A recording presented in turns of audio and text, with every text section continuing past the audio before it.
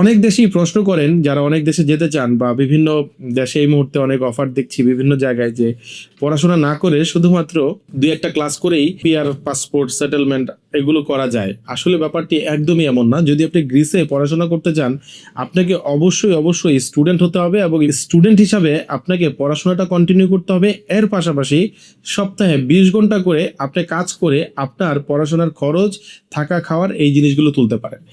অনেকে প্রশ্ন করেন যে আসলে গ্রিসে যদি আমার 20 ঘন্টা কাজ করি তাহলে কি আসলে থাকা খাওয়ার খরচ সহ পড়াশোনার খরচটা হয় কিনা।